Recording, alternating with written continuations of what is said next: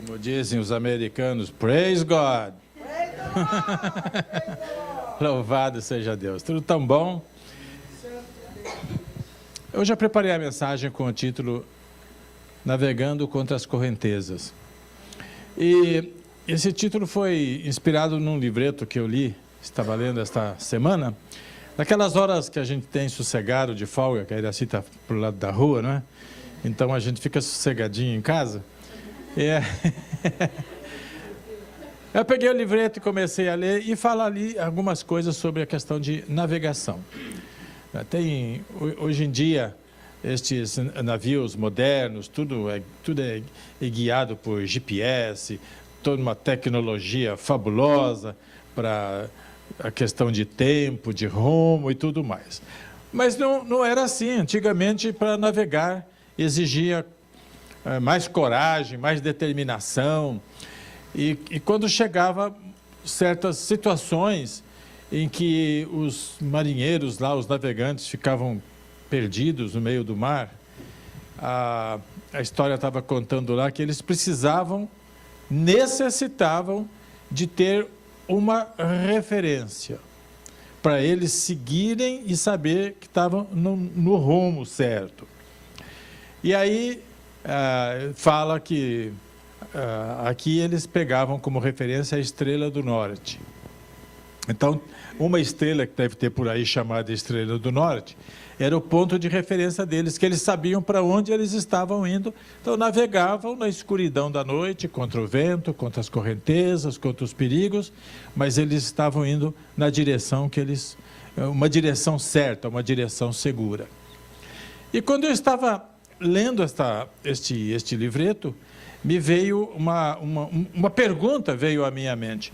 Bom, se os navegantes, os marinheiros, tinham uma referência, um ponto fixo, uma estrela norte, e nós cristãos, quando estamos também navegando por mares turbulentos, estamos navegando no meio da escuridão, no meio das incertezas, no meio das lutas e das dores, qual a nossa referência? Qual é o ponto fixo que nós devemos ter para não nos perdermos nessa nossa caminhada, ainda que às vezes ela seja difícil e não é aquilo que a gente queria, que na verdade todos nós oramos e pedimos uma vida abençoada, com muita saúde, com muita prosperidade, com muito dinheiro, com muita fama. A gente quer isso, todo mundo procura de algum jeito essas coisas, isso é da natureza humana. Mas a verdade é que nós também temos que passar por certas situações em que muitas vezes a gente parece que está perdido. A gente não sabe o que decidir, para que rumo ir, o que fazer.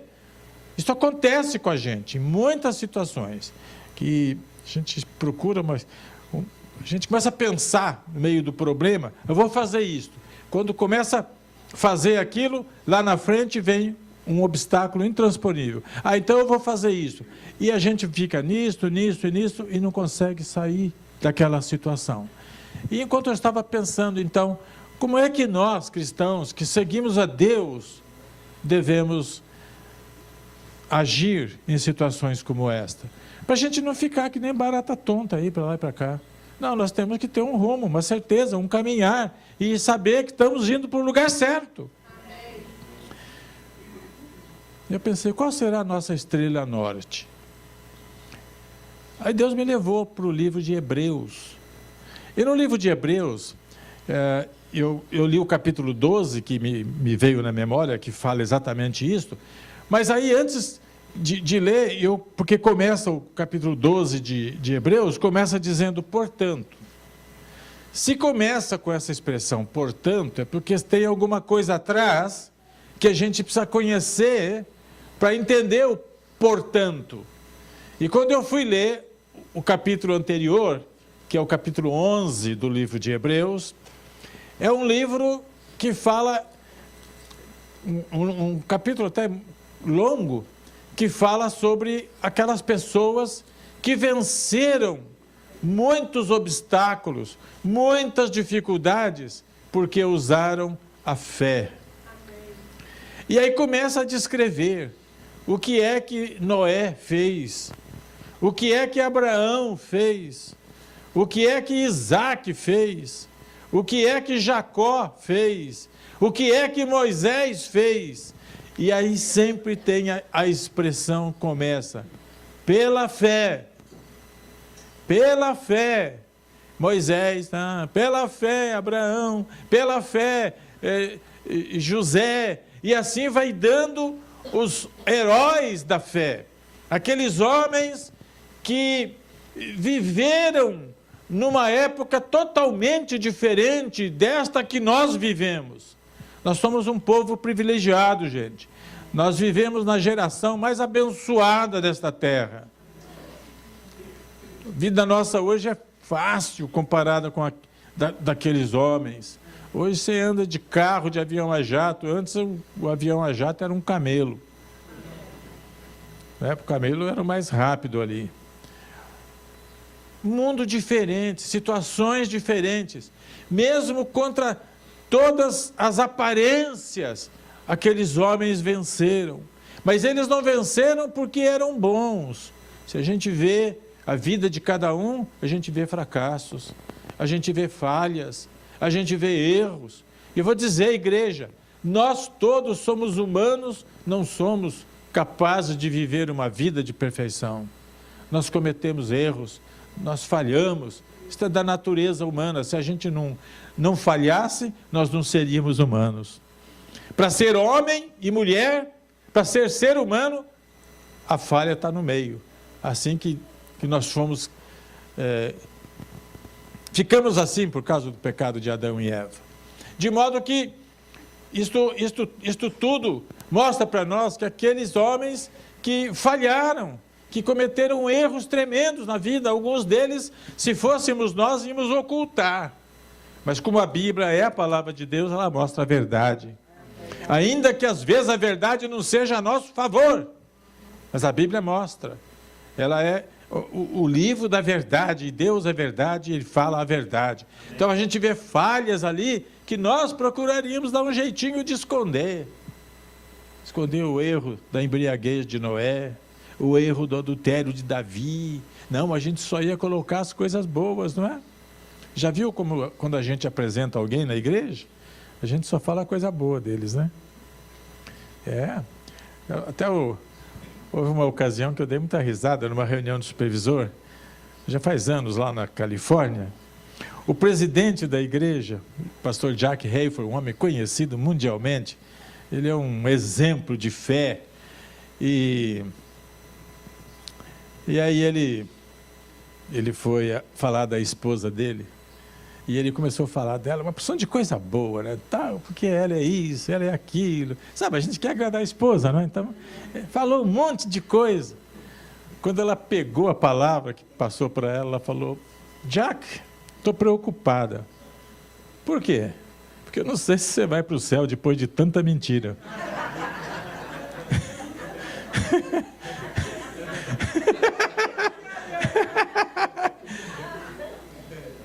Essas coisas que ficou muito engraçado lá, tudo. Mas é assim. Mas a Bíblia não. A Bíblia mostra o erro, a embriaguez do Noé, o adultério de Davi, os erros de meias verdades e meias mentiras de Abraão. Fala tudo.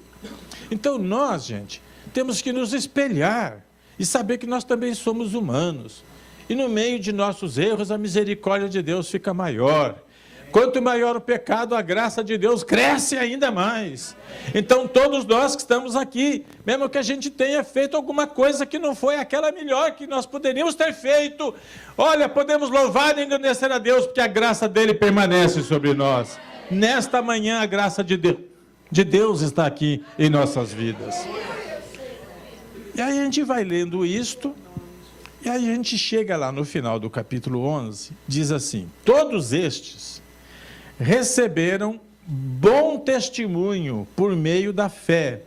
No entanto, nenhum deles recebeu o que havia sido prometido.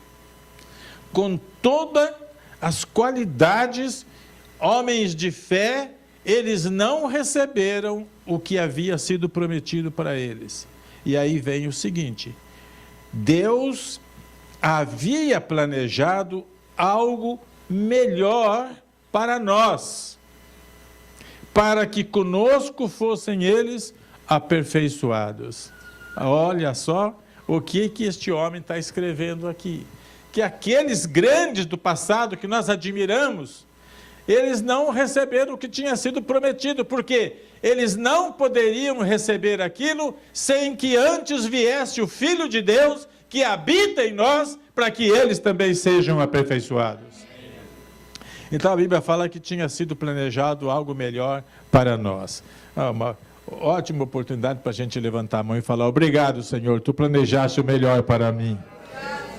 O melhor do que Abraão recebeu, melhor do que Davi recebeu, melhor do que Moisés recebeu. Sabe quem recebeu? Alguns aqui que nem nome tem.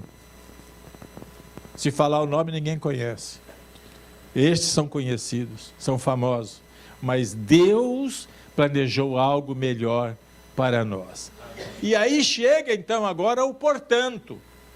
Quer dizer, depois de tudo que a gente lê no capítulo 11 e vê esse desfecho aqui, então vem agora: portanto, também nós, uma vez que estamos rodeados por tão grande nuvem de testemunhas, livremo-nos de tudo que nos atrapalha e do pecado que nos envolve, e corramos com perseverança a corrida que nos é proposta, tendo os olhos fitos na estrela do norte, Jesus Cristo, autor e consumador da nossa fé. Olha aqui, igreja, nós estamos aqui numa grande família, e como eu falo muitas vezes para vocês, Deus me deu responsabilidade com vocês. Deus me colocou como pastor. A ovelha, vocês não são meus, vocês são de Jesus. Eu não sou dono de ovelha nenhuma. Eu sou ovelha como vocês. Jesus é o nosso supremo pastor. Mas como ele tem tantas ovelhas, ele dividiu um pouquinho para cada pastor aqui na terra cuidar. Então a gente tem que fazer o melhor que a gente pode. Muitas vezes eu me dirijo a vocês como pai, não como pastor. Como pai, sentado numa mesa, conversando, ensinando e fazendo as coisas ficarem conhecidas. Aqui veio, portanto, nós que estamos rodeados por uma grande nuvem de testemunha.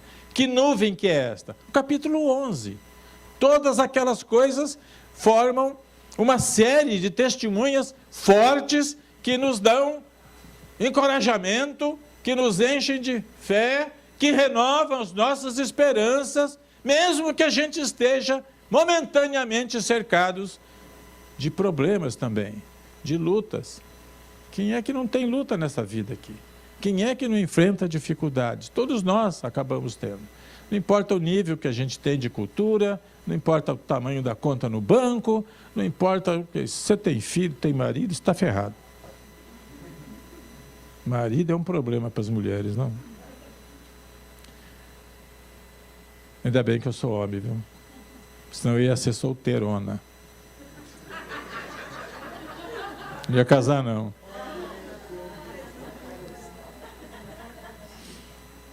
Mas a Bíblia fala para casar, tá? Então a gente casa e vai em frente, não é? Mas sempre tem lutas, dificuldades, contradições. É assim a vida e não tem como evitar isto, gente. Nós precisamos cair na real. Aquele sonho que a gente tem quando vai para a lua de mel, termina quando termina a lua. Não é nem quando termina o mel. Termina logo. Já começa a ver as diferenças de temperamento e de gosto e assim por diante. Mas o que a Bíblia fala aqui é que nós estamos rodeados de uma grande nuvem de testemunhas de homens que no meio das tribulações, casados com muitos filhos, perseguidos, sofredores, pela fé, eles venceram. E a fé está ao nosso alcance. E aí continua dizendo que nós estamos rodeados dessas nuvens de testemunhas, aí fala duas palavras interessantes. Livremo-nos de tudo que nos atrapalha e do pecado que nos envolve. São duas coisas que eu costumo distinguir uma da outra. As coisas que nos atrapalham e o pecado. Nem sempre as coisas que nos atrapalham são pecados. São as duas coisas, que nós precisamos nos livrar delas. Eu costumo dizer o seguinte, aqui, amanhã vai ter aqui em Boston uma corrida muito grande, famosa, chamada maratona. Quando a pessoa vai correr na maratona, você não vai ver ninguém correndo a maratona do jeito que eu estou vestido. De sapato, paletó, gravata. Por quê? Porque essas coisas atrapalham na corrida. Elas não são erradas. Se alguém quiser correr de terno, eles não vão impedir. Não é errado. Mas atrapalha na corrida. Na corrida da fé, também tem muita coisa que não é pecado, mas que atrapalha. Então descubra na sua vida o que é que você faz que não é pecado, mas que atrapalha a sua vida espiritual. Não é pecado assistir televisão, mas se você assiste televisão e não vem para a casa de Deus, atrapalha. Vocês estão percebendo? Então tem coisas que não são pecaminosas, mas elas atrapalham o nosso crescer espiritual. Tem pessoas que mudam, invertem os valores. E essas coisas atrapalham no nosso desenvolvimento, na nossa comunhão com Cristo, na nossa conversa com a família. Atrapalham tantas coisas no nosso crescimento espiritual. Então o que é que nós precisamos fazer? Correr a maratona. Tira o paletó, tira a camiseta, tira a camisa, tira a gravata, tira o sapato e põe um tênis, usa um short, uma camiseta leve e vai correr. E vamos correr. E nós estamos, gente, numa grande maratona espiritual. Nós estamos numa corrida espiritual muito longa. E o que a palavra de Deus está dizendo para a gente nos livrar das coisas que nos atrapalham e do pecado. Bom, o pecado já é mais fácil porque a Bíblia declara, assim, ao longo das Escrituras, uma lista enorme de coisas que são chamadas de pecado. Então o pecado atrapalha tremendamente. Então nós temos que nos livrar disso. E aí vem e diz assim, vamos correr com perseverança a corrida que nos é proposta. Tem que correr sempre, não pode parar, tem que continuar. Correr com perseverança, para a gente chegar ao fim da fita de chegada, gente. Na corrida espiritual que nós temos, nessa maratona espiritual, eu tenho uma boa notícia para vocês. Na corrida espiritual, não é ganhador só o que chega em primeiro lugar. Aqui na maratona de Boston, amanhã, um vai receber aquela coroa aqui, um só. E é o único que aparece no jornal, que o nome dele tem destaque. Os outros é segundo, terceiro, quarto, quinto, sexto. E enquanto estiver chegando o corredor lá, gente, tem uns que chegam 4 horas depois que o primeiro chegou. Continua, 4 horas. Agora, precisa chegar no plano de Deus, na maratona espiritual. Quem chegou é vencedor. Amém. Então pode chegar em último lugar, mas você é vencedor. O que não pode é parar no caminho e deixar de correr. É com perseverança que nós devemos correr. Porque às vezes a gente está correndo, vem o cansaço, vem a sede, vem aquelas dores pelas pernas, falta o ar no pulmão. Mas eu vou dizer, gente, nesta corrida espiritual, nada disto pode nos deter. Nós temos que continuar correndo para chegar. E eu já contei aqui na igreja um testemunho de um corredor que vinha lá de maratona também. Aconteceu há muitos anos. Estava correndo, e lá pelas tantas ele teve um momento assim que ele sentiu uma tontura e caiu. Caiu e se machucou quando ele caiu. E não faltava muito para ele chegar na fita de chegada. Então, quando os outros estavam correndo, aí ele, de repente, ele conseguiu ganhar um pouco de força e ele foi se arrastando pela pista até chegar naquela faixa que era o final da corrida. Quando ele chegou lá, toda a plateia ficou aplaudindo o que ele fez. E isto que é o importante, chegar ao fim da corrida. Então, irmãos e irmãs, talvez você vai chegar no fim da tua jornada espiritual cansado, foi traído, foi machucado, falaram besteira a teu respeito, você se sentiu, sabe, quase nada. Mas naquele momento que você tocar naquela fita de chegada, vai ter alguém lá dizendo: vinde, bendito do meu Pai. Você chegou, você é vencedora, você é vencedor. Nós não vamos correr para ficar no meio do caminho, nós vamos correr com perseverança. Tem um detalhe, o ponto principal aqui, a estrela do norte. Porque nessa corrida que nós vamos ter, nós temos que correr certo, gente. A Bíblia fala aqui que nós temos que correr com os olhos fitos em Jesus, o autor e o consumador da nossa fé. Ou seja, nós temos que correr de tal maneira que os nossos olhos estão fixos na pessoa de Jesus, porque Ele é a nossa estrela do norte. Olhando para Ele, nós estamos correndo na direção certa. Nós não vamos criar atalhos. Houve uma corrida, e eu acho que foi aqui em Boston também, eu não estou bem recordado, em que no meio da corrida, um corredor decidiu cortar um pouquinho o caminho. Em vez de 42 quilômetros, né? Passou a ficar umas 36 talvez, né? E logicamente, cortando o caminho, ele chegou na frente.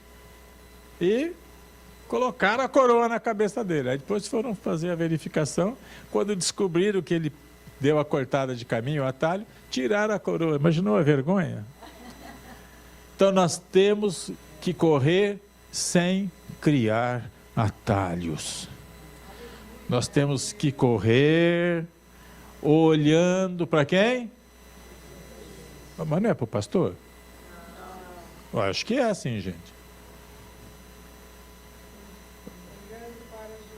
O que a Bíblia diz? Olhando para? Então o que a Bíblia fala é certo. Nós temos que correr essa corrida olhando para Jesus, o autor e o consumador da nossa fé.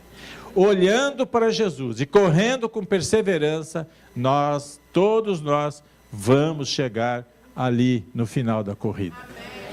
E todos que chegam lá no final da corrida, não é que chegam em 8º, 9º lugar, não, é vencedor. Haja coroa, não é? Aqui é uma só que eles preparam para uma pessoa. No céu tem milhares e milhares de coroas preparadas para todos aqueles que forem os vencedores. E nós estamos na lista que vai sair no jornal do Globo lá, que sai aqui, na lista dos vencedores. No jornal do céu tem a lista dos vencedores, nós vamos estar lá, gente. No nome de Jesus, não vamos fracassar pelo meio do caminho. Não vamos parar. Se você recebeu esta mensagem, guarde-a no seu coração e aplauda Jesus, o autor e o consumador da nossa fé. Bendito seja Deus para sempre.